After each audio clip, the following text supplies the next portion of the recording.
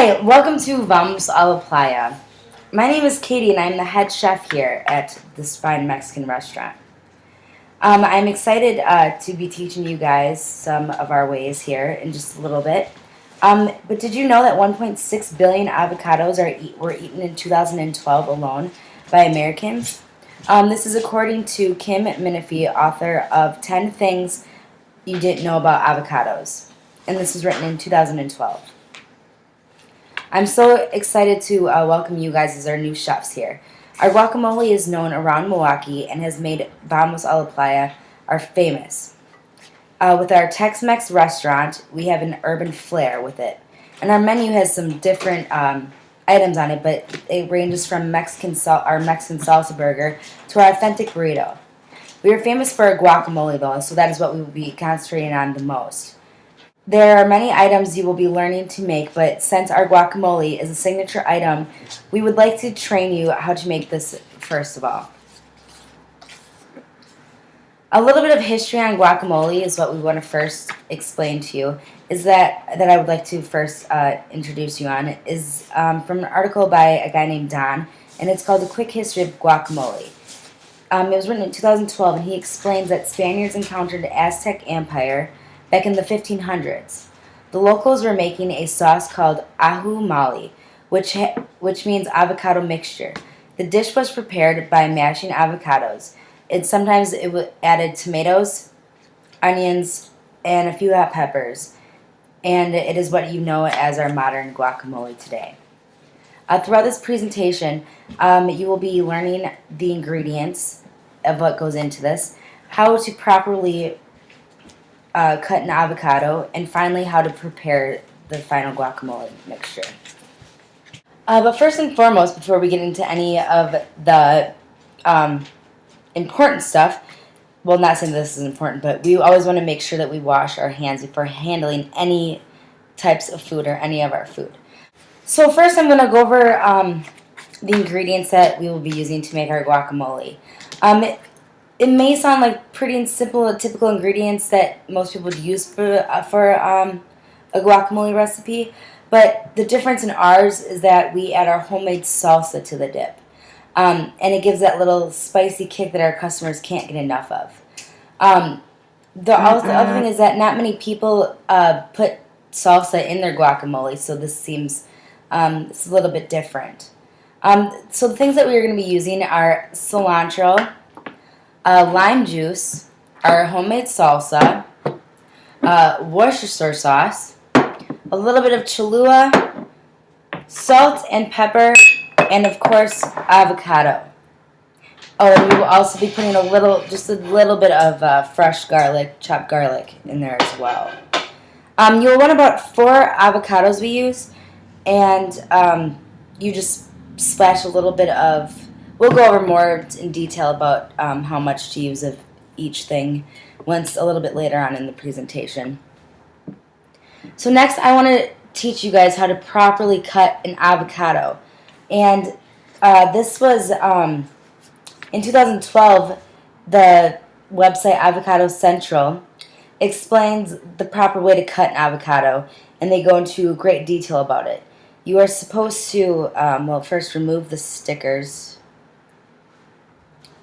which, I mean, you don't really use the end of it, so I can't get these off, so just don't worry about it. And so then you will place the avocado lengthwise on your cutting board, and you will place one hand on it and slice down the center around the seed. And once you have done that, the seed comes the seed came up very easily for me. And then you can usually just squeeze the 2 halves of the avocado into the bowl that you have.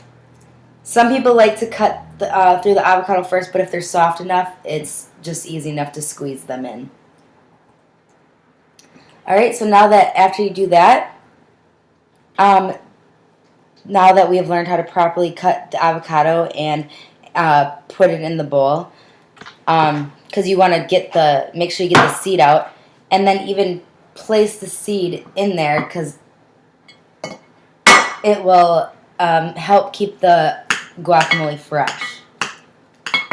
So now after we have done that with our signature guacamole, the next thing that you want to do is add some cilantro. And you want to take at least 4 of the leaves of cilantro, and just the leaves, and put those into the bowl. And you'll want to mix up cut the avocado to make sure that it's nice and mushed up. That way it's a nice way to dip your chip in, and you won't just get big chunks of avocado. And then once you've done that, you can add your I'd say a teaspoon of fresh garlic into the bowl. And then what I like to do is put some lime juice in. And you only want to put about 2 or 3 squirts of it, and it just adds a little bit of flavor to the guacamole. And then next, the salsa, which is our special ingredient. And I would say I usually put 2 tablespoons of that into a big mixture of bowl of guacamole. For this guacamole, I had already cut up some avocados previously. So there's probably about 4 avocados in this. And when you guys make a batch of guacamole, you should use 4 avocados as well. And then next, just a pinch of salt and a dash of pepper for an extra flavor. And then we like to add a little bit of a Worcestershire sauce because it's something different. Not many people do it, and it just really brings out all the flavors of the guacamole. Next, for a little spice to get added to it, just put some Cholula sauce in it. And after you have all those ingredients in the bowl, I like to take a large fork and just kind of mash it around and mix it all up good. And once you have that, your guacamole is finished. And you can serve it on our special plates. I don't have any here today, but we like to just serve them on a plate and then add some cilantro to the top of it. So now that I have explained in detail about the ingredients that are used for this, how to properly cut avocado, and finally how to prepare the actual dish, the guacamole, I would like to know if any of you guys have questions for me. How often do you make your guacamole? Is it made fresh each day? It's made fresh each day. Usually when the customer orders it, you will make a batch just for their table. Okay. The avocados, do you, how long beforehand do you purchase them? They're purchased fresh every day. Oh, okay. That was a good question, though. How much does a batch feed, like a table? Well, the thing that's nice about it is that you can make a batch, and then half of it can go to one table and half can go to the other table, because it's one of our most popular items, so there'll be lots of people ordering it. Is that it? I have a question. Do you use organic avocados, or do you just use the everyday avocados? Is there a certain kind you use? We prefer organic avocados. So, what do you guys think now that we have our final product? I think the plating is really nice. Good. If you guys want to try it, oh yeah, just help yourselves. I like the presentation. Good. It's really good. The flavor's great. Mm. Mm-hmm. Good. Well, great.